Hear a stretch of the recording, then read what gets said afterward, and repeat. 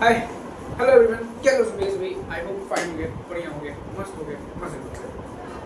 तो basically start करते हैं कहानी। कहानी क्या है? कहानी वही सेम है, बहुत सिंपल सी कहानी है।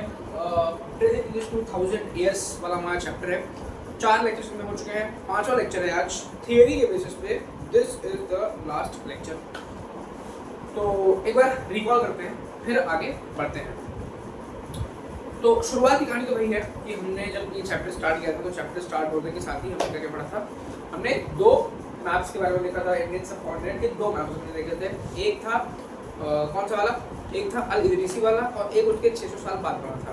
जो अल इदरीसी वाला मैप था वो इतना एक्यूरेट नहीं था, उसके 600 साल बाद जो बना था वो एक्यूरेट था। उसने इंडियन सब कॉन्टिनेंट को प्रॉपर्ली रिप्रेजेंट किया था। ठीक है, ये देखा हमने।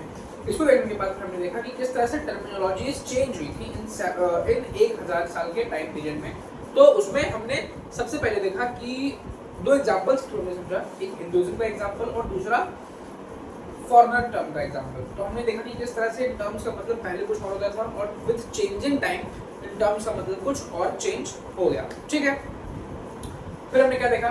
फिर हमने देखा कि कौन कौन से सोर्सेस थे हिस्टोरियंस के हिस्ट्री लिखने के। तो उसमें हमने देखा कि उस टाइम पे, इस टाइम फ्रेम में पेपर यूज में आया था, जिसके चलते लोगों ने मैन्युस्क्रिप्ट्स लिखना स्टार्ट किया। लेकिन मैन्युस्क्रिप्ट्स लिखने में, क्योंकि उस टाइम प्रिंटिंग प्रेस नहीं होते थे, तो मैन्युस्क्रिप्ट्स को कॉपी करने के टाइम पे क्या होता था? मैन्युस्क्रिप्ट्स को जब लोग कॉपी करते थे तो उसमें डिफेक्ट्स आ जाते थे।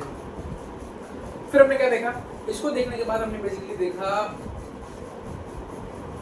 इसको देखने के बाद हमने देखा क्या देखा कि इस टाइम में बहुत सारे इन्वेंशंस हो रहे थे। उन इन्वेंशंस में एक मेजर इन्वेंशन था स्पिनिंग व्हील का, agricultural equipments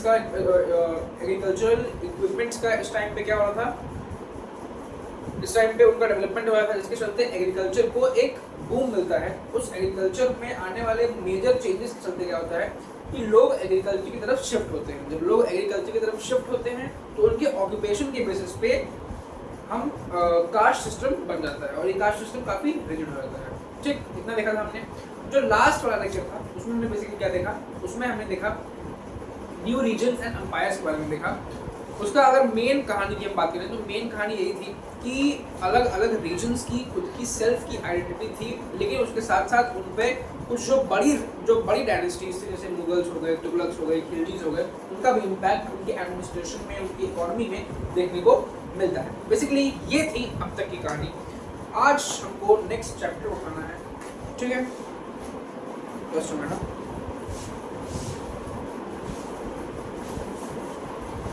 sorry, next chapter नहीं, नेक्स्ट हमको उठाना है टॉपिक। नेक्स्ट टॉपिक है हमारा old and new religions. The 1000 years of history that we are exploring witnessed major developments in religious traditions. People's belief in the divine was sometimes deeply personal, but more usually it was collective. ठीक है, तो जिस time frame की हम बात कर रहे हैं, जिस 1000 साल के टाइम पीरियड की हम बात कर रहे हैं, 700 से 1750 के टाइम फ्रेम की, उस टाइम फ्रेम में बहुत सारे रिलीजियस चेंजेस आए, बहुत सारे रिलीजन में चेंजेस आए, रिलीजन को फॉलो करने वाले लोगों के माइंडसेट में चेंजेस आए। जो बिलीव था डिवाइन में वो बहुत कम ऐसा होता था कि कोई पर्सनल हो, बाकी वो कलेक्टिव लेवल पे ही होता था। Collective belief in a supernatural agency, religion was often closely connected with the social and economic organization of local communities. As the social worlds of these groups altered, so did their beliefs. ठीक है, तो religion से लोग इतना ज़्यादा associated थे कि religion का इफेक्ट इकोनॉमी पे, एडमिनिस्ट्रेशन पे, लोगों के रहने के तरीके में भी हमको देखने को मिला। तो जब लोगों की सोसाइटी में चेंज आया, उसके चलते लोगों के रिलीजन में भी चेंजेस आते चले गए। It was during this period that important changes occurred in what we call Hinduism today. These included the worship of new deities, the construction of temples by royalty, and the growing importance of Brahmins, the priests, as dominant groups in society. ठीक है, तो इस time पे अलग अलग religions में अलग अलग चेंजेस आ रहे थे, जिसमें से हिंदुइज्म में काफ़ी मेजर चेंजेस आए। जैसे फॉर एग्जांपल ब्राह्मण्स की पोजीशन, जो प्रीस्ट की पोजीशन थी, वो काफ़ी स्ट्रॉन्ग होती गई। क्यों? Due to their knowledge in divine. Their knowledge of Sanskrit texts earned the Brahmins a lot of respect in society. Their dominant position was consolidated by the support of their patrons, new rulers searching for prestige. ठीक है, तो क्योंकि जो Brahmins होते थे, जो ब्राह्मण community थी, उनको संस्कृत की बहुत अच्छी नॉलेज थी। तो संस्कृत की अच्छी नॉलेज होने की वजह से क्या होता था कि लोग उनको रिस्पेक्ट करते थे और उनकी पोजीशन स्ट्रेंथन होती चली गई, और उनकी पोजीशन को और कंसोलिडेट करने में और स्ट्रेंथन करने में रूलर्स का भी एक बहुत बड़ा हाथ है। क्यों? क्योंकि रूलर्स पॉपुलर होना चाहते थे, रूलर्स ये दिखाना चाहते थे कि हम आप ही के रिलीजन को बिलोंग करते हैं और हम आपको सपोर्ट करेंगे, जिसकी वजह से वो जो ब्राह्मण्स होते थे, जो प्रीस्ट्स होते थे, जिनकी बात लोग मानते थे, वो उनको सपोर्ट करते थे। इसके चलते क्या होता था कि जो ब्राह्मण्स होते थे उनकी पोजीशन और स्ट्रांग होती गई सोसाइटी में। One of the major development of this period was the emergence of the idea of bhakti, of a loving personal deity that devotees could reach without the aid of priests or elaborate rituals. तो इस time पे एक culture बहुत तेजी से बढ़ रहा था। कल्चर किस चीज़ का था? ये कल्चर इस चीज़ का था कि लोगों ने अब वर्शिप का, भक्ति का एक ऐसा रास्ता चूज किया जिसमें लोग डिवाइन पावर से कनेक्ट कर सके विदाउट एनी प्रीस्ट, और बिना कोई बड़े रिचुअल फॉलो किए वो खुद को डिवाइन से कनेक्ट कर सके। ठीक है, you will learn about this in this and other traditions in chapter 6। तो पीआई इस ट्रेडिशन के बारे में और कुछ अलग अलग ट्रेडिशंस के बारे में हम चैप्टर 6 में जानेंगे। This was also the period when new religions appeared in the subcontinent. Merchants and migrants first brought the teachings of the Holy Quran to India in the 7th century. तो इस time पे ऐसा नहीं था कि सिर्फ रिलीजन में changes आ रहे थे, नहीं, न्यू रिलीजन्स इमर्ज भी हो रहे थे सबकॉन्टिनेंट में, इंडियन सबकॉन्टिनेंट में न्यू रिलीजन्स इमर्ज भी हो रहे थे। जैसे फॉर एग्जांपल कुछ मर्चेंट्स, कुछ ट्रैवलर्स ने पहली बार कुरान इंट्रोड्यूस की कहाँ पर? इंडिया में। कुरान की टीचिंग्स इंट्रोड्यूस की इंडिया में 7th सेंचुरी में। Muslims regard the Quran as their holy book and accept the sovereignty of the one God Allah, whose love, mercy and bounty embrace all those who believe in him without regard to social background. तो जो लोग ने कुरान को follow किया, जो लोगों ने कुरान की टीचिंग्स को लिया, उनका ये मानना था कि सिर्फ और सिर्फ एक भगवान है, अल्लाह, जो अपने जो डिवोटीज हैं, अपने जो उनकी पूजा करते हैं, वो उनको क्या करते हैं? वो उनको उनकी प्रोटेक्शन का काम करते हैं, वो उनको प्रोटेक्ट करके रखते हैं हर चीज से। Many rulers were patrons of Islam and the ulema learned theologies and jurists, and like Hinduism, Islam was interpreted in a variety of ways by its followers. ठीक है, तो जिस तरह से हिंदुइज्म में अलग अलग लोगों की अलग अलग आइडियोलॉजीज थी रिगार्डिंग द हिंदुइज्म, उसी तरह से जब इस्लाम इमर्ज होकर आया तो इस्लाम में जो लोग थे, जो इस्लाम को फॉलो करने वाले लोग थे, जो इस्लाम के फॉलोअर्स थे, उनकी भी अलग अलग आइडियोलॉजीज थी regarding the Islamic rituals, regarding the Islamic laws. ठीक है, there were the Shia Muslims who believed as that the Prophet Muhammad's son-in-law Ali was the legitimate leader of the Muslim community, and the Sunni Muslims who accepted the authority of the early leader Khalifas of the community and the succeeding Khalifas. ठीक है, तो basically बात क्या है समझना कि जो Muslims होते हैं, मुस्लिम्स में दो सेक्ट होते हैं। जैसे दो सेक्ट मतलब दो सब टाइप्स होते हैं। जैसे क्रिश्चियनिटी की बात करें तो क्रिश्चियनिटी में दो सेक्ट्स होते हैं, दो पंथ होते हैं। कौन कौन से? एक होते हैं प्रोटेस्टेंट्स, एक होते हैं कैथोलिक्स। उसी तरह से मुस्लिम्स में भी दो सेक्ट्स होते हैं। कौन कौन से? एक होते हैं शिया मुस्लिम्स और एक होते हैं सुन्नी मुस्लिम्स। तो इनकी आइडियोलॉजीज में डिफरेंसेस थे। कैसे डिफरेंसेस थे? जो शिया मुस्लिम्स थे उनका ये मानना था कि जो मोहम्मद साहब हैं, मोहम्मद साहब के जो सन इन लॉ है अली, वो अल्टीमेट लीडर हैं इस्लाम के। ठीक है, वहीं जो सुन्नी मुस्लिम्स थे उनका ये मानना था कि जो खलीफाज हैं और उनकी जो सक्सीडिंग जनरेशंस हैं वो लीडर्स हैं किसके? वो लीडर्स हैं इस्लाम के। ठीक है, तो ये आइडियोलॉजिकल डिफरेंसेस थे जो मुस्लिम के दो सेक्ट्स थे उनके बीच में।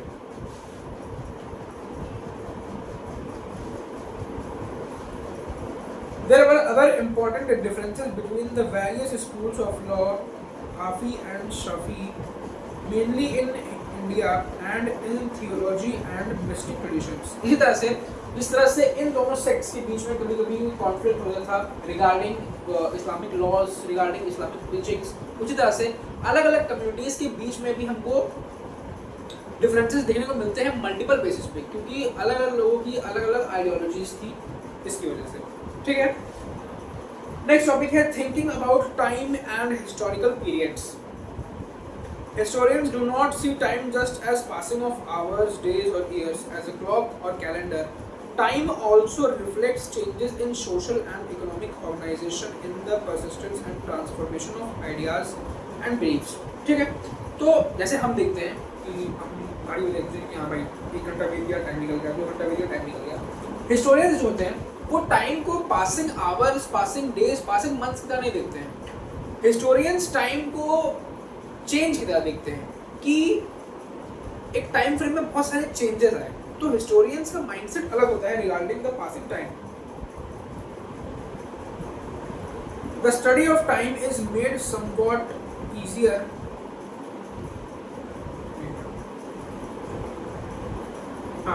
The study of time is made somewhat easier by dividing the past into large segments, periods that possess shared characteristics. ठीक है, तो हिस्टोरियंस टाइम को बेसिकली चेंजिंग इवेंट्स के रूप में देखते हैं। तो क्योंकि चेंजिंग मतलब जो हिस्ट्री है वो बहुत बड़ी है, उनमें बहुत सारे इवेंट्स हुए हैं, तो हिस्टोरियंस हिस्ट्री को 3 पार्ट्स में डिवाइड करते हैं ताकि उनका काम जो है वो इजी हो सके। और कौन से पार्ट्स में? In the middle of the 19th century British historians divided the history of India into 3 periods: Hindu, Muslims and British. ठीक है, तो जब ब्रिटिश कॉलोनियल गवर्नमेंट इंडिया में आई तो ब्रिटिश हिस्टोरियंस ने हिस्ट्री को 3 पार्ट में डिवाइड किया। ब्रिटिश हिस्टोरियंस ने हिस्ट्री को 3 पार्ट में डिवाइड किया। कौन कौन से? एक हिंदुइज्म की पार्ट में, एक इस्लाम की पार्ट में,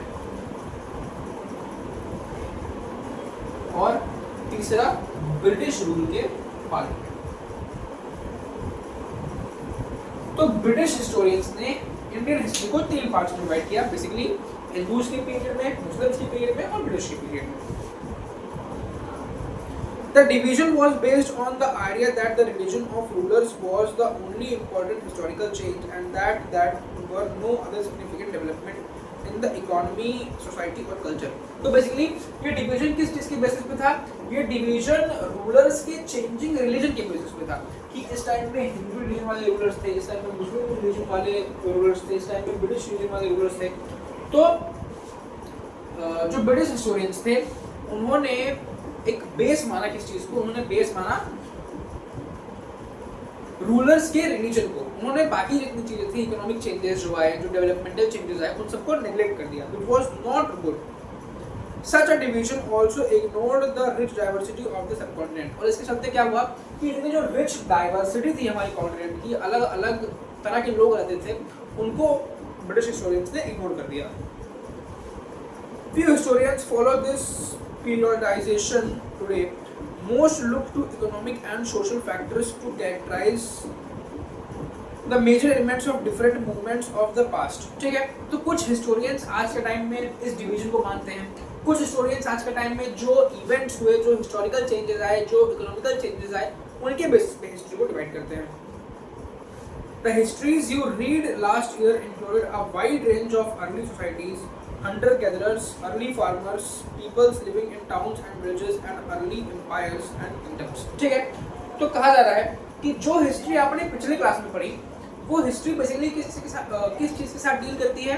जो हिस्ट्री आपने पिछले क्लास में पढ़ी, वो हिस्ट्री बेसिकली डील करती है जो बहुत पुरानी हिस्ट्री है, जैसे गैदरर्स की, हंटर्स की, फार्मर्स की, जो फर्स्ट किंगडम्स थी जो जिन्होंने रूल करना स्टार्ट किया था, उनके बारे में डील करती है। The history you will be studying this year are often described as medieval. You will find out more about the spread of peasant societies, the rise of regional and imperial state formations, sometimes at the cost of pastoral and forest people, the development of Hinduism and Islam as major religion, and the arrival of European trading companies. ठीक है, तो basically जो history history हम इस साल पढ़ने वाले हैं वो हिस्ट्री किस चीज़ के ऊपर है, वो हिस्ट्री है अलग अलग एम्पायर जो ग्रो की, अलग अलग रीजन्स जो ग्रो किए, यूरोपियंस कैसे इंडिया में आए, पीजेंट्री कैसे ग्रो की, इन सारी चीज़ों के बारे में बेसिकली हम इस क्लास 7th की हिस्ट्री में पढ़ने वाले हैं। अभी जो 2 पैराग्राफ है ये कंक्लूजन वाले हैं। These 1000 years of Indian history witnessed considerable change. After all, the 16th and 18th centuries were quite different from the 8th or the 11th. Therefore, describing the entire period as one historical unit is not without its problems. ठीक है, तो basically हम देखते हैं कि ये जो 1000 साल का टाइम पीरियड है 700 से 1750, इसकी हिस्ट्री अलग है और इसके बाद की हिस्ट्री अलग है। तो हम दोनों को एक साथ लेके नहीं चल सकते क्योंकि इसमें अलग अलग सिचुएशंस क्रिएट हुई थी।